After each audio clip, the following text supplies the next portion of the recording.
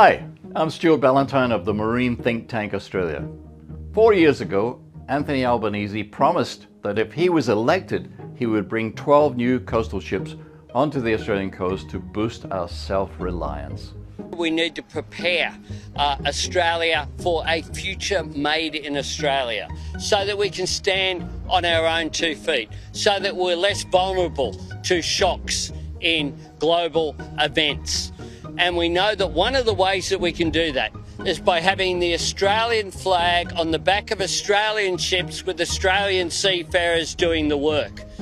Supply chains are vulnerable if we don't have our own capacity, our own economic sovereignty by having an Australian strategic fleet. And a Labor government that I lead will create just that. When he was elected, he then spent $500 million on the voice referendum that he didn't mention during the lead up to the election. And we haven't seen a new ship. Conclusion: the guy is a liar. From the start, Albo kept promising a $275 reduction in everyone's electricity bills, and with renewables, I can tell you that will never happen. What a liar.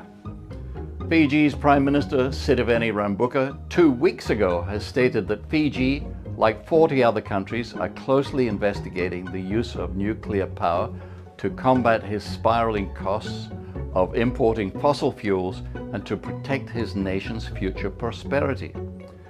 Why does Albanese keep saying that the cost of going nuclear will cost $600 billion when he knows that number is a total lie? Because he's a liar.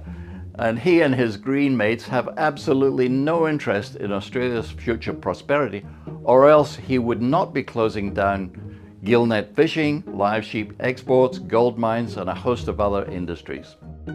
I could keep going on about his lies, but I'm only on a 2-hour parking meter. So with 3 more years of this appalling leadership, we can watch another 31,000 businesses and their families go down the gurgler, unskilled migrants by the millions, crime exploding in front of our eyes, and thousands more sleeping in their cars. If you are remotely considering voting for the ALP Greens, please consider running your head into a brick wall until that urge subsides. Authorised by Carroll, Senior Vice President of Marine Think Tank Australia.